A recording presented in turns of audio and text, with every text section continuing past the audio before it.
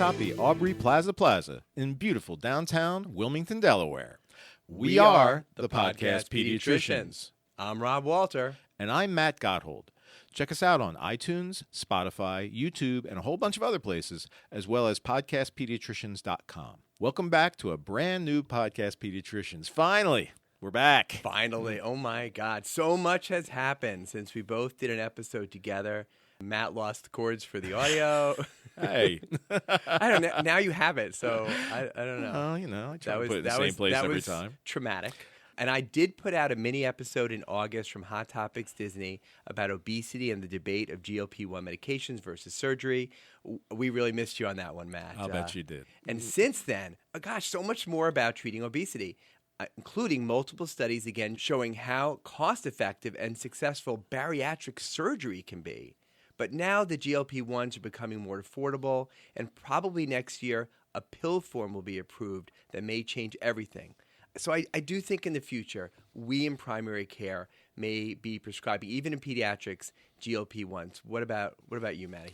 I'm really not sure that I'm there yet. I do have a kid that we're considering for Wegovy. He has had some significant enough mental health issues, seemingly largely tied to how he feels about his body habitus. And so after multiple hospitalizations, this is really a thing for him. Right. Uh-huh. It probably has MSLD, Yes. the fatty liver. When you say you're considering Wegovy, are you considering prescribing it yourself? Yes. Or, I haven't made that leap yet. One of the providers in my practice has prescribed it for specifically that reason, a really extreme case of depression and anxiety. So it's not like we're doing it a lot. I mean, my case would probably be the second of all the kids in our practice. Right. But we're starting to flirt with the idea the same way that we did over years, kind of come to grips with, hey, listen, we actually can competently prescribe ADHD medicines. We can competently prescribe GI medications that were previously strictly the realm of a gastroenterologist, right? Exactly. We weren't in the late 90s when we started this, Right. doing fluoxetine and some of the ADHD meds. There's a debate that we've gone too far, or not Right. us particularly, but Right. the world goes too much with that. But Right. we're cognizant of that too. On another front, in this episode, we can't even begin to cover what's going on with the vaccine situation in America involving so many different players. The CDC, the ACIP, the AAP, and of course, RFK Jr. We simply ask that families follow the American Academy of Pediatrics vaccination and care guidelines. These recommendations are deeply researched and validated For through years. not just years, decades, right? Yes. Decades of rigorous, high-end research and monitoring, not anecdotes about somebody's third cousin. As most of our listeners probably already know, there are measles outbreaks in multiple states: Texas, New Mexico, Arizona, Utah, and South Carolina, with smaller now clusters. South Carolina. Yes, South Carolina. I mean, it's coming north here, gang. Yes. So, this whole it's not my problem. Infectious disease doesn't care. It doesn't Right. care where you live. It doesn't care who you associate with, right? And you get below the 93 to 95% threshold, it's like dry kindling. Absolutely. And it gets those unvaccinated, but also will get some people who are vaccinated. Yeah. And so we're all in it together. So it's just maddening. As of this morning, 1,958 reported cases of measles in the U.S. in the past year, with 49 outbreaks. In the prior year, last year, where people are already being a little bit wonky about getting the vaccine, there were 285 confirmed cases and 16 outbreaks. So from 285 to 1,958 within the span of 1 year. Right, and then about 1 in 1,000 death rate, and pneumonia, brain issues, and then the SSPE 5 or 6 years later, and it's 100% fatal. I mean, we're going so backwards. And it's just it's crazy that when the folks who are making these changes are put to the test of what is their reasoning, there seems to be no valid scientific argument. No. Right? It's just kind of code words and aluminum and blah, blah, blah. Right. Well, we covered the aluminum thing about 20 years ago, Right. in depth in terms of its involvement. Does it sound like it should be something that may cause a problem? Well, it's a metal. So what happened? It was investigated to the nth degree, Right. and there's no problem with it, right? Same as autism. It was investigated. Uh-huh. Right. Anyway, so even diphtheria, which is an extremely deadly disease for children that had not been seen in the U.S. since 1997, and not been felt to be, and it felt to have been actually eradicated in this country, is threatening to return to the U.S. Yep. And threaten our population again. So the current RFK CDC is recommending that no hepatitis B vaccine be given at the time of birth unless a mother is a known hepatitis B carrier. I think that's the recommendation, right? Right, and they're saying that it's a discussion. So first of all, it was never mandated that every baby got it. We always had some people who opted out. It was never mandated, but that was the routine. And now they don't want it to make a routine, just have a discussion. Yeah. And we're seeing an uptick on more and more kids who are not getting it, and this saved, almost 20,000 kids a year from getting chronic hepatitis B. Since this institution, it's a complete success story. The recommendation for routine hepatitis B vaccination at birth has been part of our conscientious pediatric care since Rob and I were in our training over 30 years ago. Yeah, and has proven to be very effective in decreasing the incidence of hepatitis B in children in the U.S.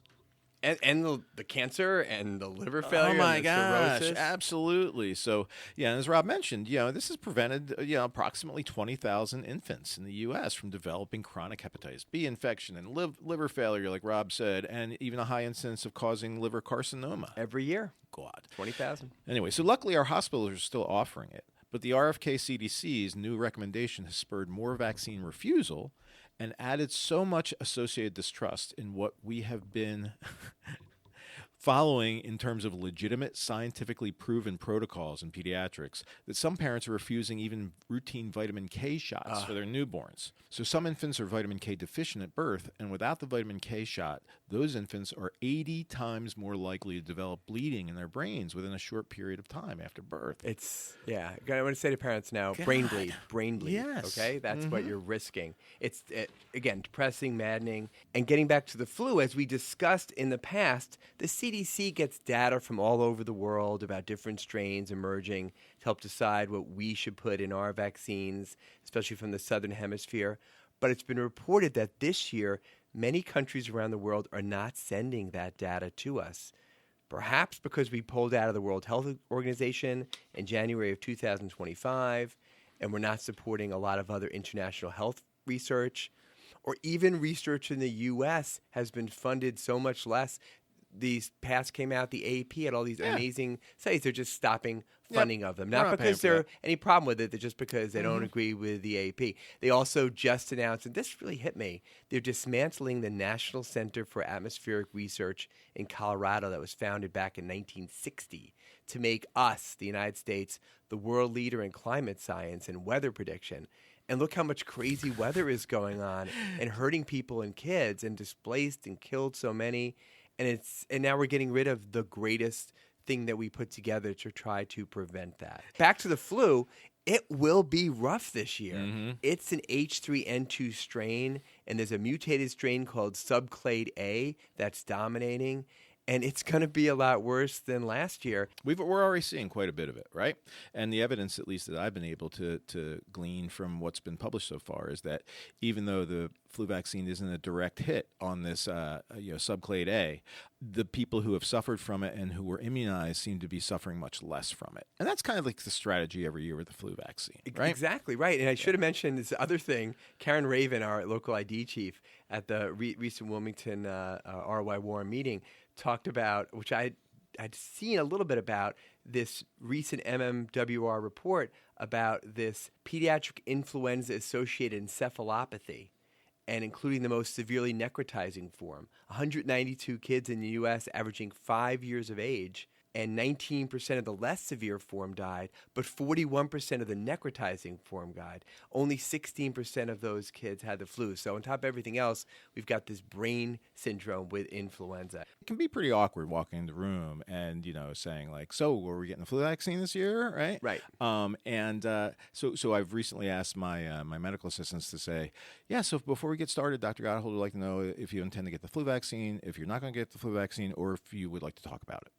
Right, that's good. So I don't do that, but I do have a note if they've declined it in the past. Oh, yes. So I know going in. And I'm not going to torture everybody, including myself. No. I'll just say, listen, last year you didn't get it. It's supposed to be much more severe this year. And if there's risk factors, and then I'll if they say nope, I'm like, okay, we'll go on. Yep. Right? And my usual counter to that is like, hey, listen, we have it in the office. Yeah. It usually takes about 2 weeks to work. Right. So if suddenly it seems like there's a big problem in the community and you may want to reconsider, we've got it. You just call us, right? And we talked about last year, kids under 5 with high fever and cough should be tested for the flu. And for gosh sakes, give them antiviral medication if they have influenza because they're at higher risk, and we should use all the tools in our toolbox. And we're doing a nice debate on that at Hot Topics Disney World in July at the newly refurbished Grand Floridian from July 16th to 18th. So if you're out there, think about going. And if you want to hear some of the best talks at Hot Topics over the years, you can subscribe to Audio Digest. And they have a pediatric session with many of these great talks. They'll do that again this July. I have a big commute from Philly now, so I enjoy keeping up pediatrics and these great lectures and earning a little CME to boot. There you go. Nice Hot Topics plug there, Bobby. Thank you.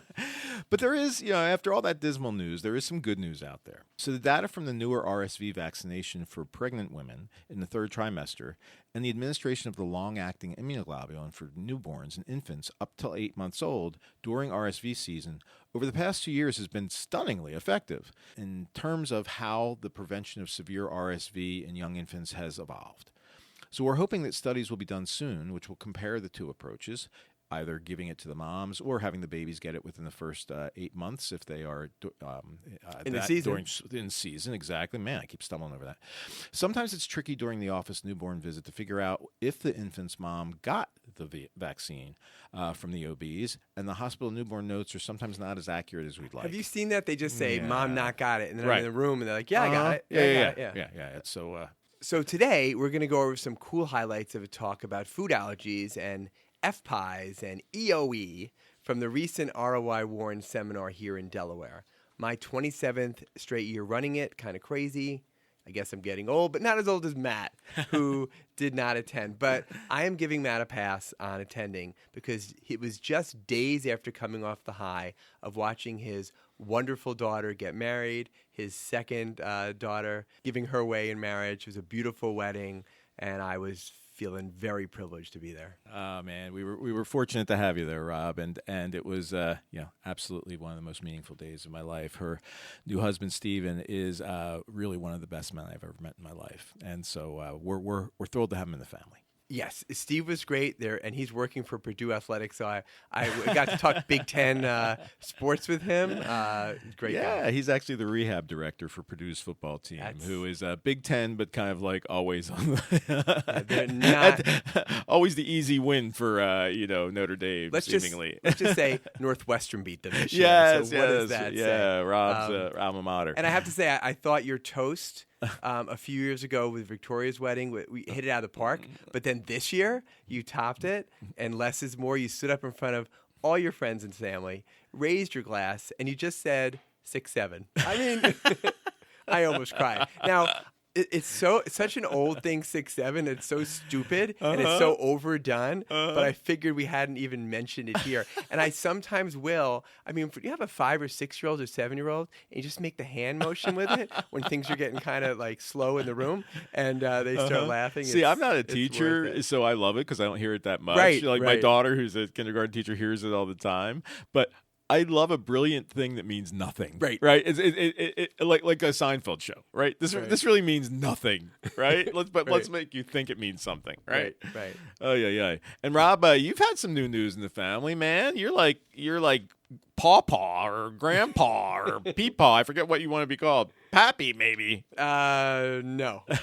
Just Grandpa. Yes, Noah arrived around Halloween, and it is really cool when you fall in love with these little babies. The first moment you see him. What a high. Going to the hospital. It was actually a hospital in D.C. I used to moonlit at Sibley. And then, feeling so great, I got home, and then my son-in-law texted me a picture of little Noah dressed head to toe in Washington Commanders gear. Oh, yikes. I know. Is he your former son-in-law I know. Or at least is he like missing in a... Seriously, I got that. Missing person? I jumped in my car, went to Rally House, and I got him an Eagles onesie and a Super Bowl cap. And it's going to be like one of those stories you hear about grandparents who secretly take their grandchild to church to get them baptized so their souls can go to heaven and not limbo. Absolutely. So I am going to get him in all Eagles gear and get some documented pictures. to save his football soul. And then there was the Commanders-Eagles game last night. Oh, yeah. Finally crushing. a little. I mean, little.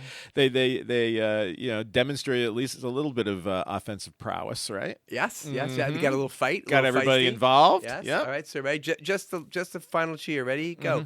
EAGLES, Eagles! We'll see what happens. I just found out you did too. I went to the Thanksgiving Day massacre, the day after Thanksgiving against the Bears, which was horrible. Had it marked as an easy win at the beginning of the season. I know. I lived in Chicago 10 years. They won again last night. I lived in Chicago 10 years. That 85 team, the greatest team, a single season team I've ever seen, and got to take care as a resident of Jim McMahon and Refrigerator Perry's kids. Wow. So I have a soft spot in my heart. But yeah, I wanted the Bears to go down. So it was rough. It was the one game I got to go to with my son Justin, and we just kind of both sat there slack-jawed, like, when are they going to actually do something? This is awful. It was awful. All right, but then again, how about our Phillies, right? Another heartbreaker. What a promising year, and then they go down in flames against the hated Dodgers.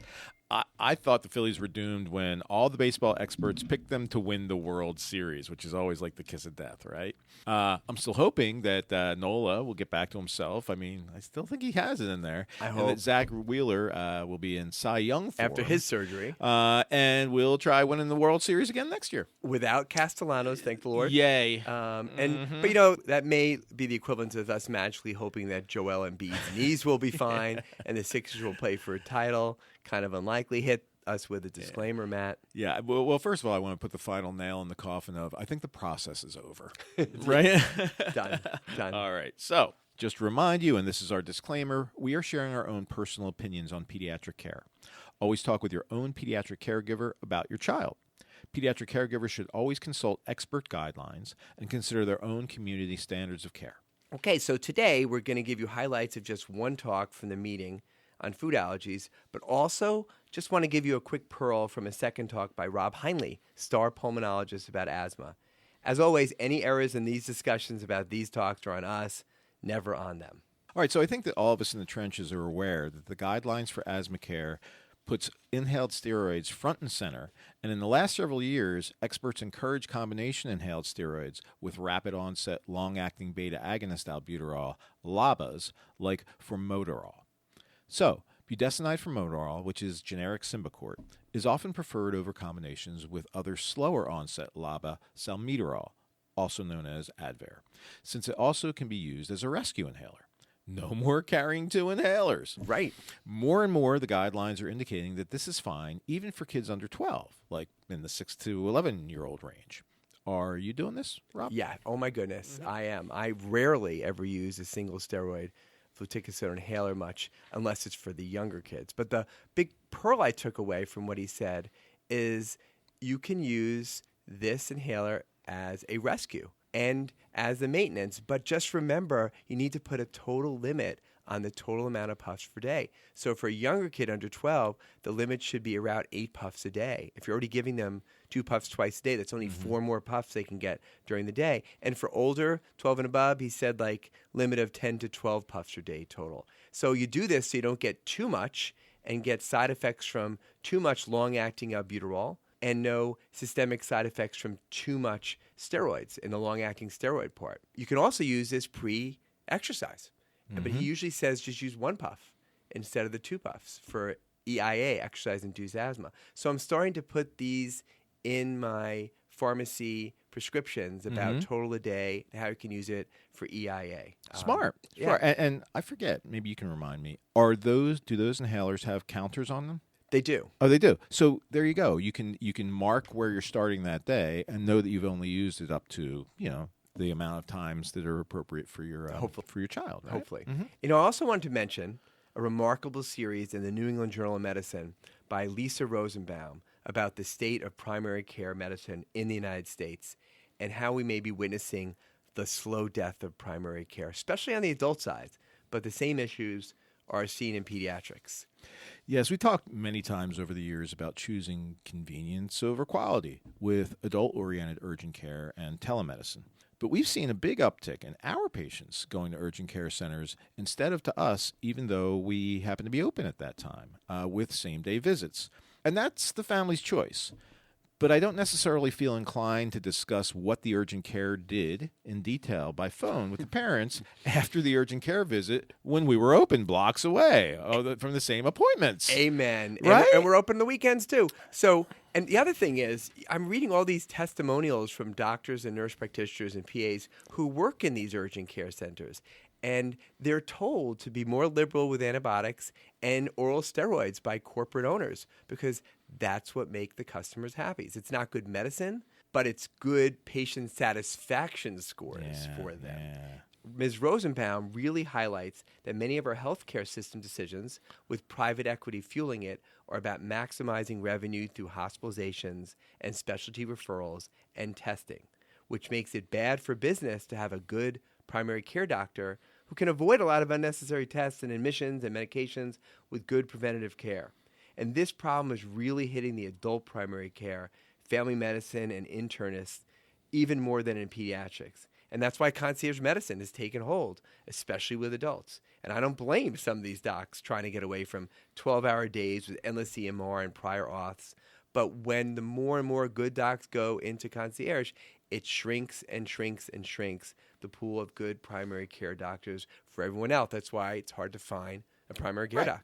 Yeah, for sure. I mean, it's almost impossible in Delaware these days to find a primary care doc. But the other aspect of this, I think, that is at least worth chatting about is the fact that many doctors these days work for large hospital systems. And the large hospital systems honestly don't care how they get the money. They just want the money. So the same ones who employ the primary care doctors are also the same ones who are encouraging the primary care doctors to see the blood pressure checks and the cholesterol checks and send all of their sick people to urgent care, Right. which they also own. Right? Right. And so it's win-win right down the line for folks. I think I told you, Rob, that my partner Jason said that a nurse practitioner mom was in the office the other day. She works for one of the urgent care centers. And in an 8-hour shift, she had seen 80 patients. That's 10 patients an hour. Wow. Right? So it really is about move them on through. Yep. Get their debit card. See Yep. you later, alligator. Right? So it's really disheartening. I mean, especially in my situation where I think we've mentioned this, but my son's in medical school now, right? And it's hard to give him any guidance in terms of what aspect of medicine could suit him, especially when I come from a world where primary care has been so satisfying. I think you're there too, Right. And you're right. Is this the death knell? Right. So many practices, especially with private equity involved, have pivoted to centralized triaging, often off-site, or even out of the country. Right. So you can never call and simply talk to your practice nurse or doc or NP or PA or get satisfying answers with no same day or even same week appointments. That's why over a quarter of young adults turn to chatbots for advice. And the biggest reason given for chatbots is that they listen and are actually more empathetic than the primary care offices are, which we've discussed before. Right. And please note that none of these podcasts are AI generated. This podcast is 100% human written and artisanally crafted. I liked that part. But a physician buddy of mine did turn me on to using the Open Evidence app to look up information. It's all evidence-based and gives you the sources like New England Journal of Medicine. And I'm using it more and more. And sometimes even in the room, if a parent asks me a question, like I had someone say, when does my baby start to see color? And I'm like, 2, 3, 4 months. But they said, let's look together. So I opened up my app and we looked together. The answer was 4 months. And we're not Luddites, and we'll take advantage of AI when it's helpful. But it's a slippery slope. And some medical systems, like in Massachusetts, are now using chatbots to initially field patient questions. And then they have off-site, usually out-of-state physicians backing those chatbots up with a telemedicine visit. And they say it's to enhance primary care.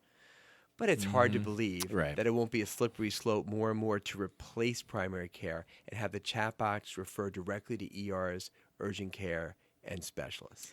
Yeah, and Rob, I think we try to look at ourselves in the mirror and say, are we just kind of sentimental old guys, or used to a certain system? And I try to call myself out on that. And in fact, I'll even encourage my patients when they say, like, hey, listen, how do you feel about me looking something up on ChatGPT? I'm like, that will generate the source of our conversation. Like, I don't discourage you from that. Right.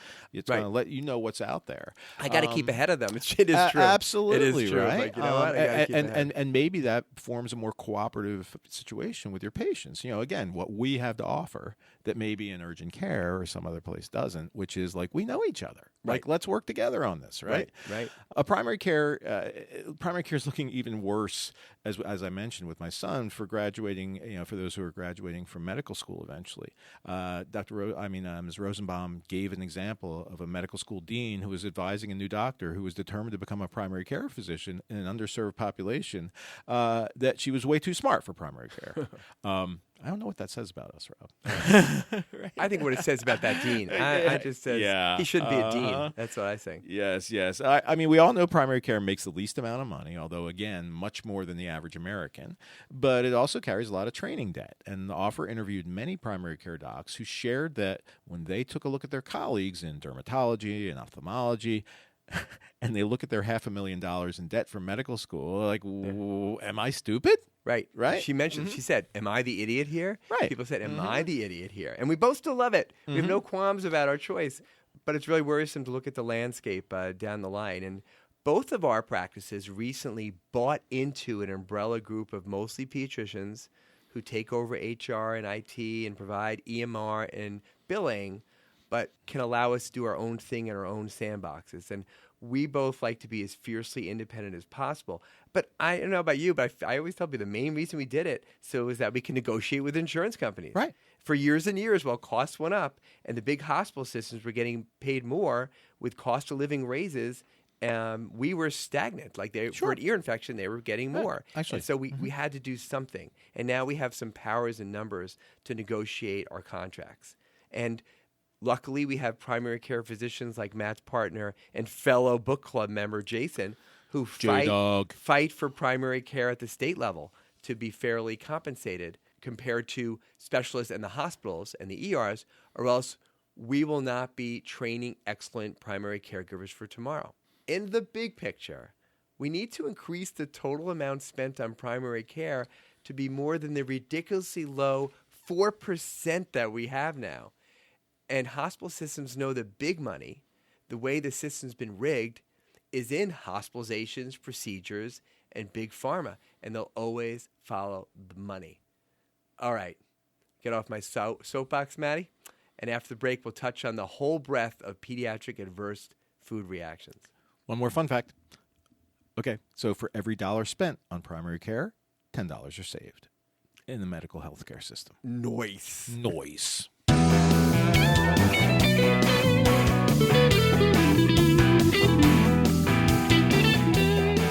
We are back. Okay, a little dive into the fascinating world of immunologic food disorders and adverse food reactions.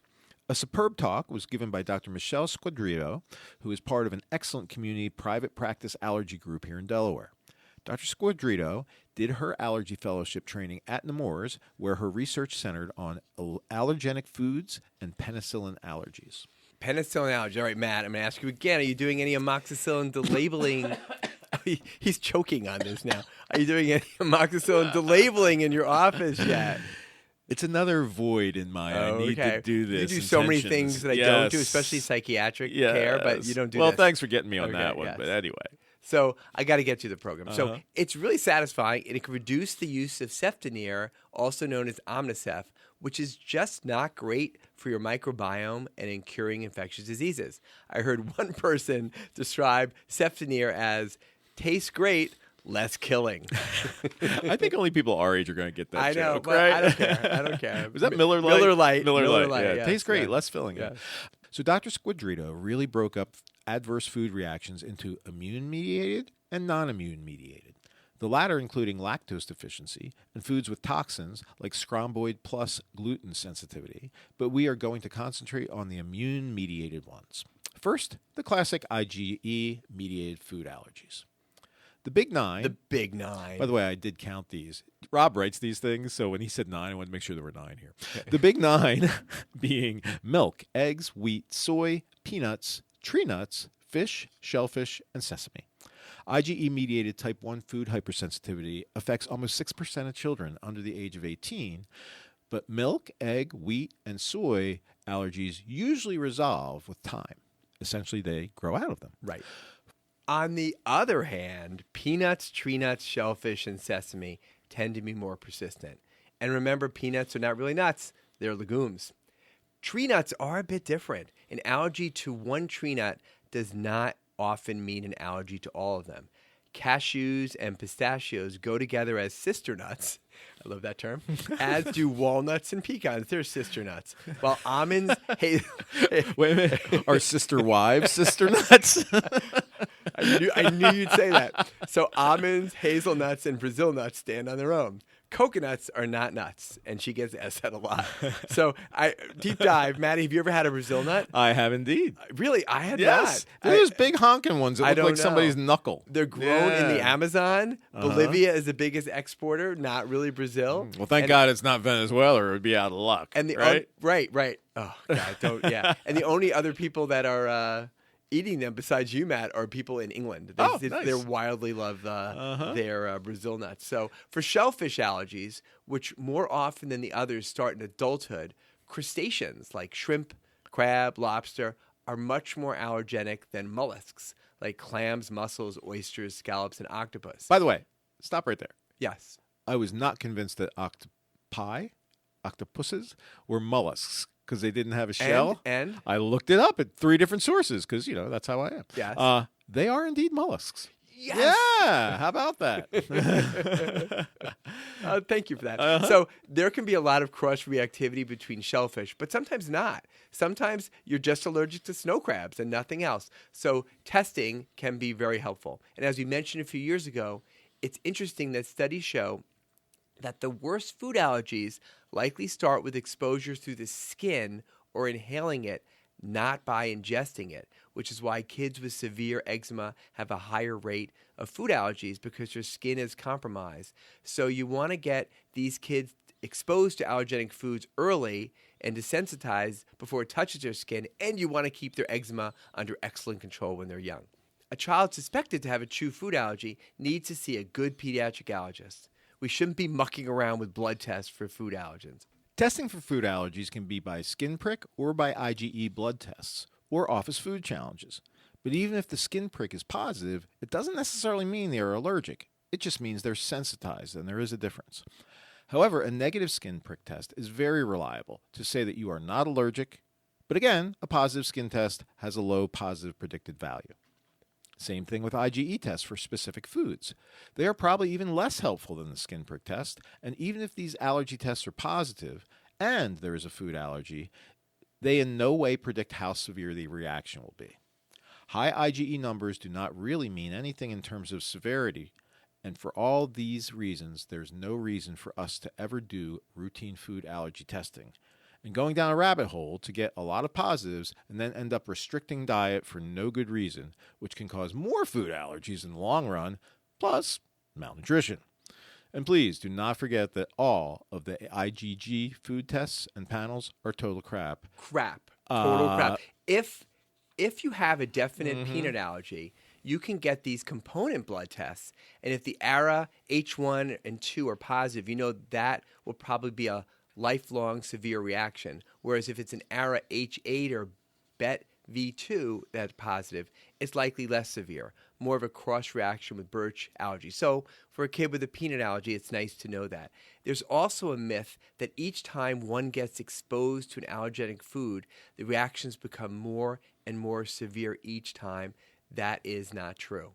So obviously, Rob and I remember in our careers, prior to 2010, we were taught to delay cow's milk until 1 year of age, eggs until 2, peanuts, tree nuts, fish until 3, and then updated that theory in 2010 to say that we should not delay out allergic foods beyond 4 to 6 months.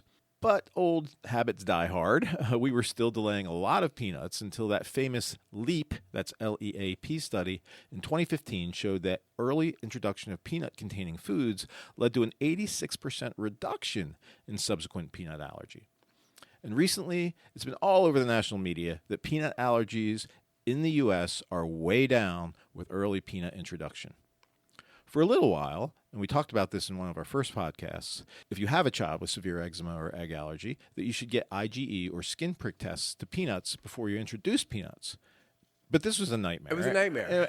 And so in 2021, the recommendation was taken away. And since that time, there's no need to ever do any testing before you introduce any foods. And the introduction can be quick. I mean, some people say as soon as just 1 day for a food to be trialed. One new food a day. Mm-hmm. Another myth is that breastfeeding mothers should stop eating foods to which their child is allergic. That is just not true. Breast milk contains less than 1% protein and is very rare for breast milk to cause a food allergy reaction. Breast milk contains other components that make allergenic proteins more tolerable for babies. So in most cases, mom can continue to breastfeed while eating foods to which their child is allergic. Again, in most cases of suspected true food allergy, we want to get them to see a good pediatric allergist like Dr. Squadrito and prescribe them epinephrine in the meantime. But I did ask her about a specific situation we all see. And Matt, you see this, right? It's a 9-month-old who comes in, and the parent tells you, well, when they're around 6 months, we gave peanut products or egg. There's a rash around their mouth, not hives. About 30, 60 minutes later, everything else was fine. So they just never gave them that food again. What should we do? What should we do with that history? Right. Should they get epinephrine right away and have them wait to see an allergist, who can take a while?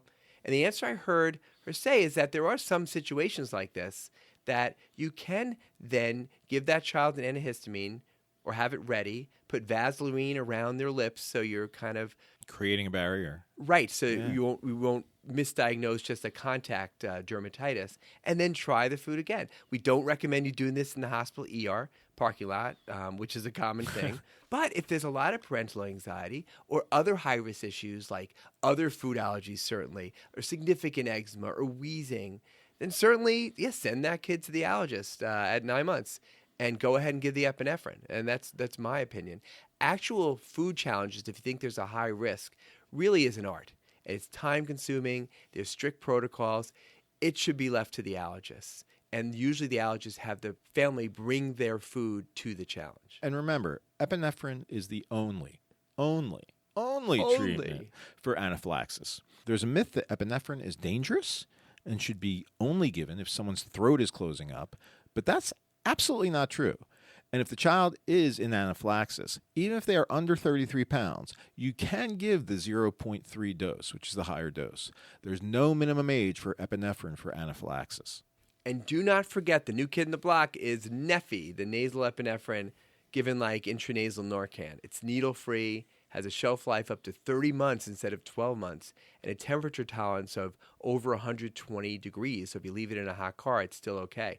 It's approved only for 4 and above and 33 pounds and above. Insurance can be a barrier. I will sometimes write in it's for needle aversion or exposure to high ambient temperatures to see if those could be magic words to get it covered. And you know what, Matt? I got free Neffy in my office because they consider me an allergist. You know why? Because I do amoxicillin delabeling. So I have this pretty cool nasal epinephrine in my office now, You are so Maddie. special, man. I know. Uh-huh. Thank you.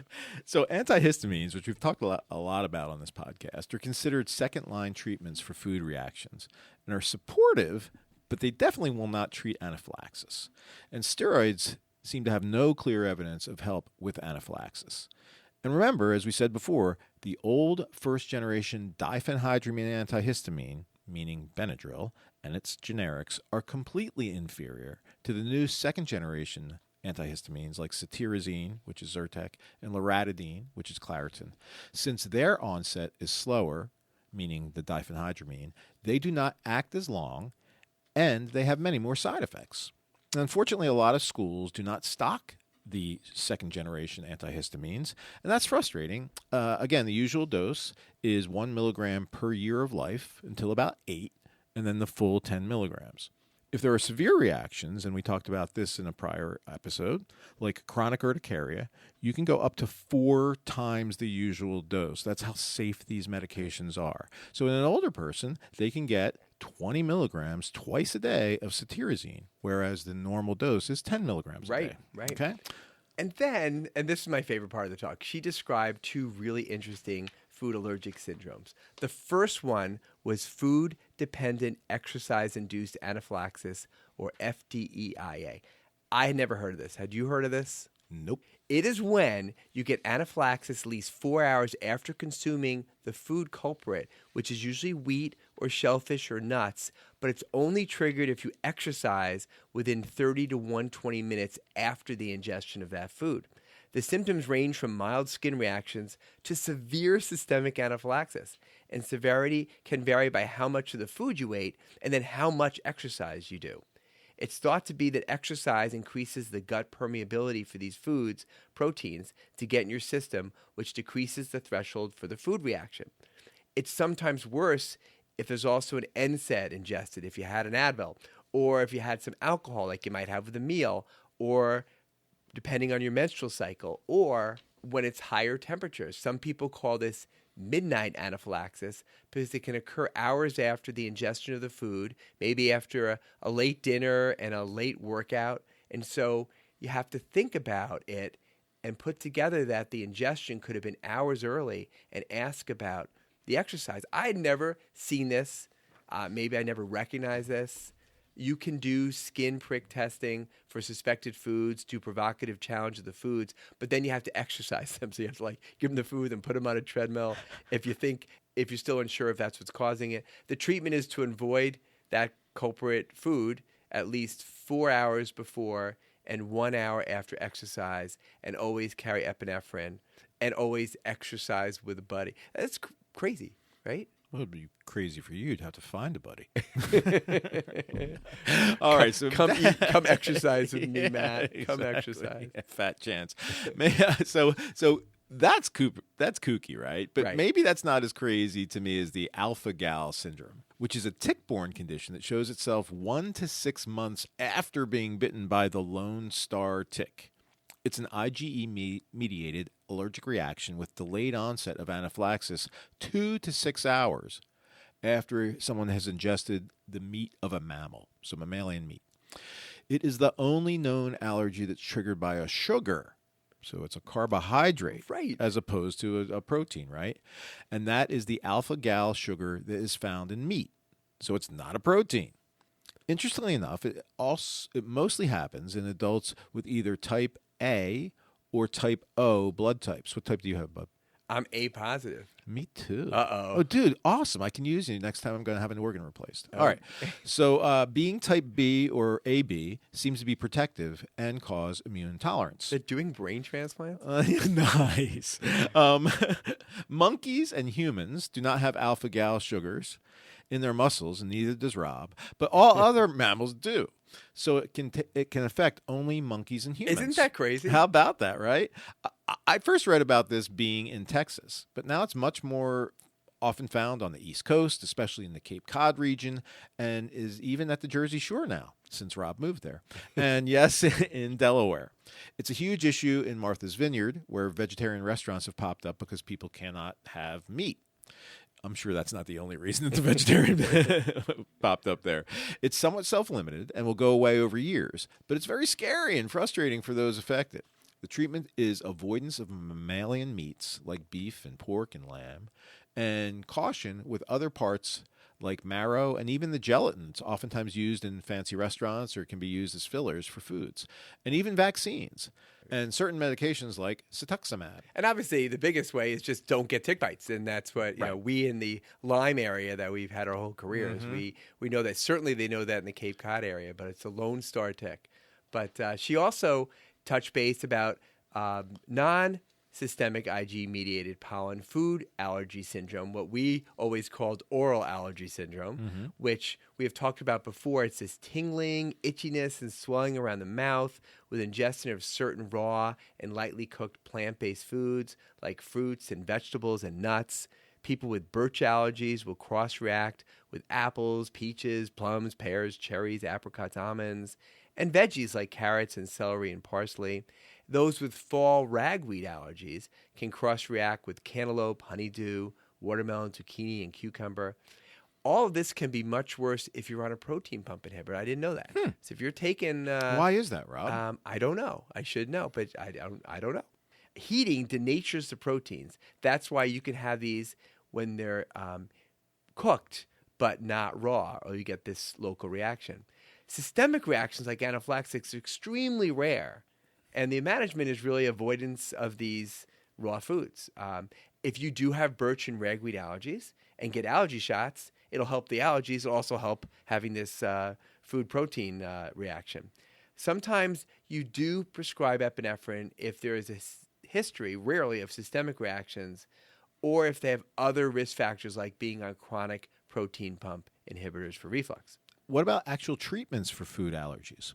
So there are the newer daily immunotherapy type of medications like Palforzia, which is FDA approved for ages 4 through 17 for peanut allergies and works by desensitizing them in about 60 to 80% of the patients, but is absolutely not a cure, and it involves taking a small amount of peanut protein every day to increase the threshold for reaction. It can be very time-intensive to do this. They must still carry an EpiPen and read all the labels to avoid peanut ingestion, and it does make it more difficult later to be able to test accurately for peanut allergy. And last year we discussed omalizumab, or Xolair injections, every 2 to 4 weeks, which can treat any IgE-mediated food allergy disorder and also used for asthma, and has shown striking results for reducing the rate of reactions. It's particularly good for someone who has many true food allergies, and it makes their life miserable. Again, it's not curative. You still need to carry epinephrine, but newer studies are being done to perhaps combine that with oral immunotherapy to get closer and closer to the holy grail of curing food allergies. So lastly, she talked about eosinophilic GI disorders. And make no mistake, is a very challenging, difficult chronic disease, and less than 1% of people outgrow it. Have you seen any with this? I've seen a few, and I always wonder if I'm missing some. Right.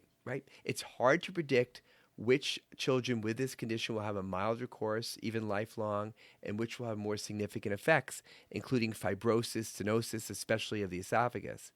But it does seem to have a worse outcome if it takes you a long time to diagnose it and start the treatment, which is on us to think about it.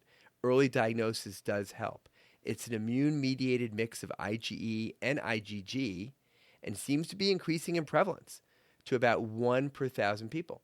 The median age of onset is 5, so it's pediatricians who should be seeing this. And we're all seeing this more as you look at the data in pediatrics. A lot of these kids have comorbid food allergies and allergic rhinitis and eczema and asthma. The presentation can be abdominal pain, dysphagia, nausea, emesis, often acting like GE reflux that is unresponsive to the usual members. Sometimes there's diarrhea, bloody stools, and failure to thrive. A specific hallmark, especially when you get older, can be chest pain and specifically dysphagia, especially having more difficulty swallowing solids more than liquids. Swallowing issues is seen more when diagnosed in the later years, but sometimes that can be just from years of inflammation before you start the treatment. It can affect the stomach, eosinophilic gastritis, the bowel, eosinophilic enteritis, and the colon, eosinophilic colitis.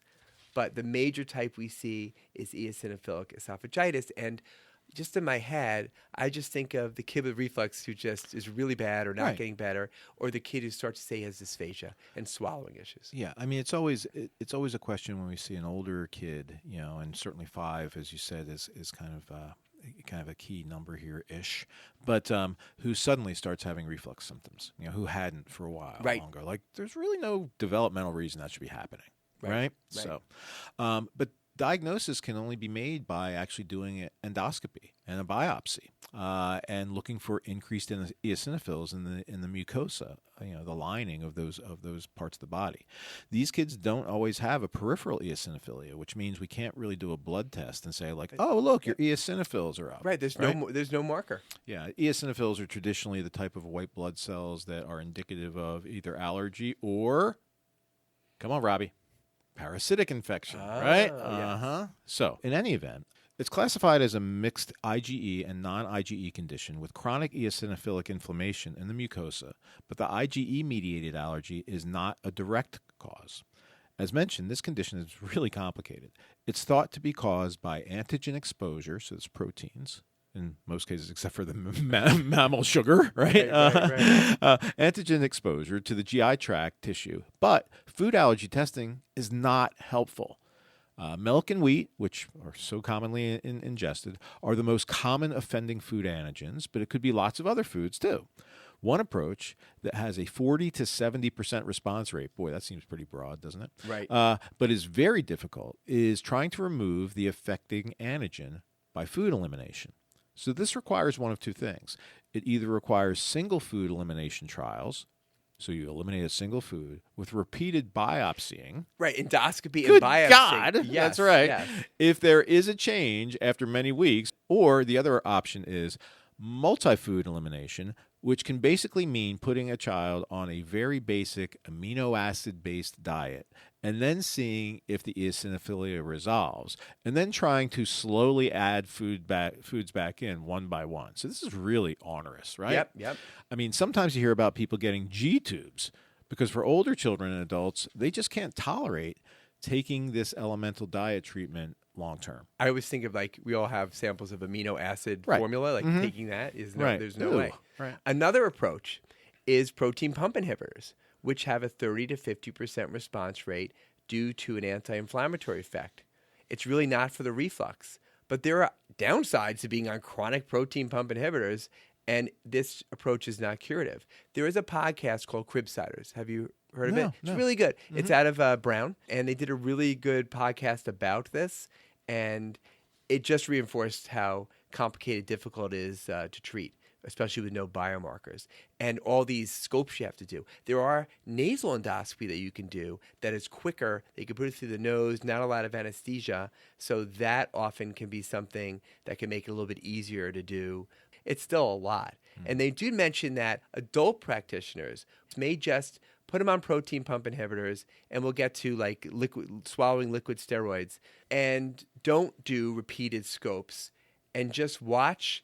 And if they start to get strictures of the esophagus, they just dilate them every 5 years or so. Yikes. But the pediatric expert on the podcast said, as a pediatric specialist, that is not very satisfying to be doing strictures on a young kid. We're about prevention, right? And the other therapy, as mentioned, is squirting your regular inhaler, like for asthma, like fluticasone, into your mouth, and then swallowing that concoction of steroids to coat the esophagus. So it's kind of like how we tell people not to use inhalers. Yes. That's how we want them to use it for this. We don't want them to breathe it in.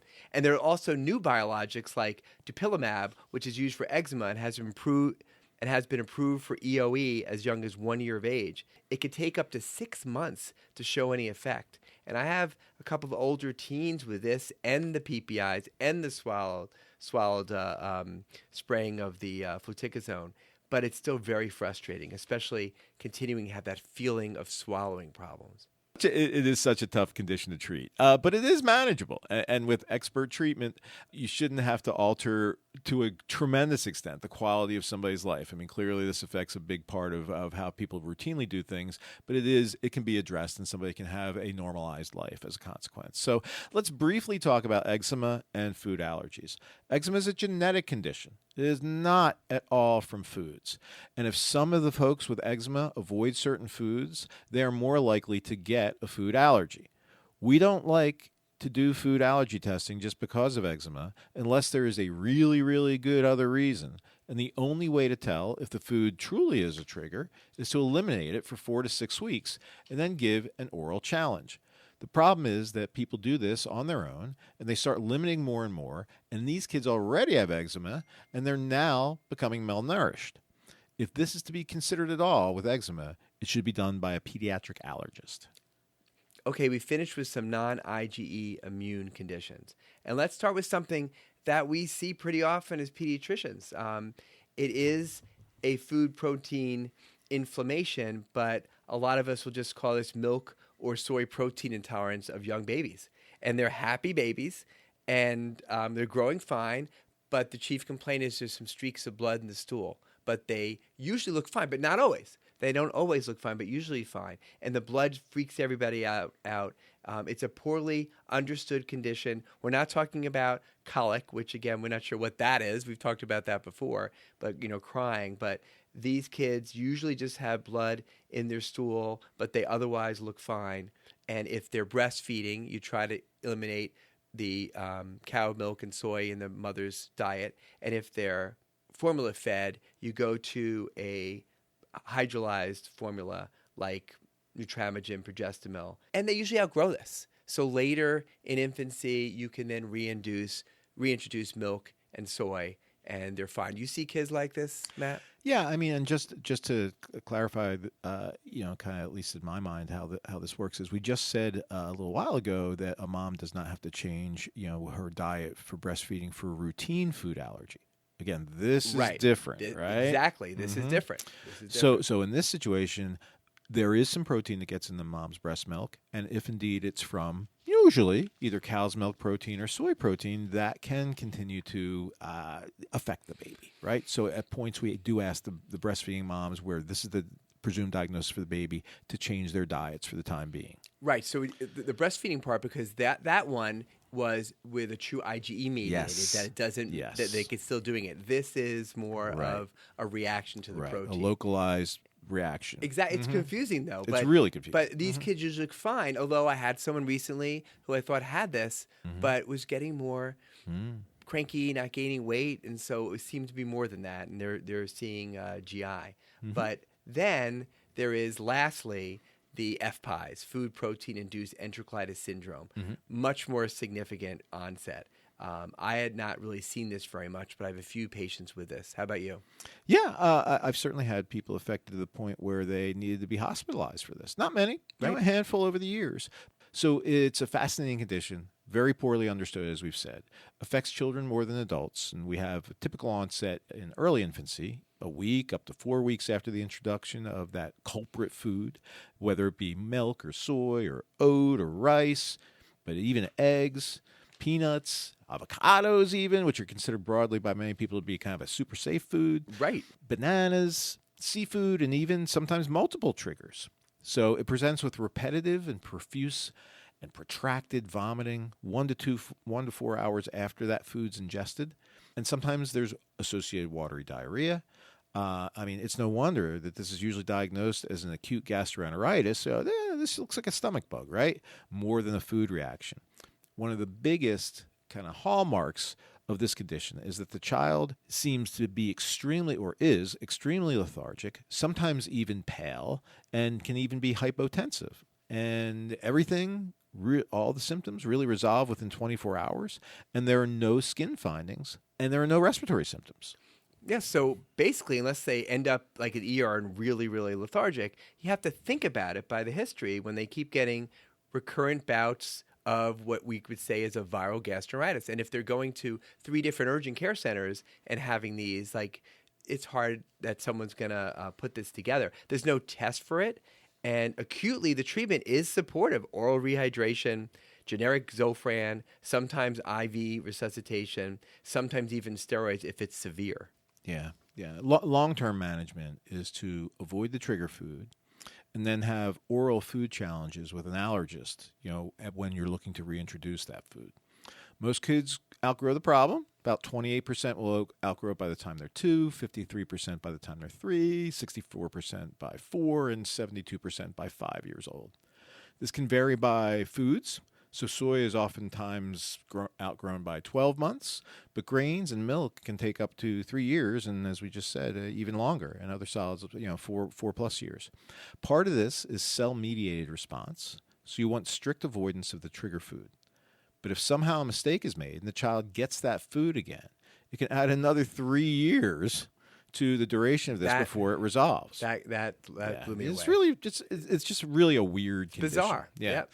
So there's a subset of chronic FPIES, which can be progressive with watery diarrhea and failure to thrive, and is triggered by repeated ingestion of culprit food over days to weeks, like giving formula over and over again that the child is sensitive to. So that's why thinking about it and diagnosing it can be so important. Okay, Matty Ice, that's all we've got for the boys and girls. And everyone out there, please remember to take your flu shots. And remember, the more kids who get their flu shots, the fewer grandparents like me die from the flu. Pappy, say goodnight, Matt. By the way, I extricate myself from this boys and girls thing that Rob seems so fond of.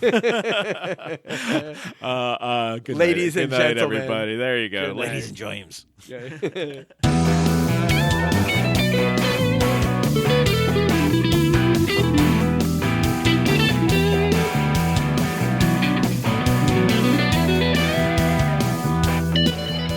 Podcast Pediatricians Productions. All rights reserved.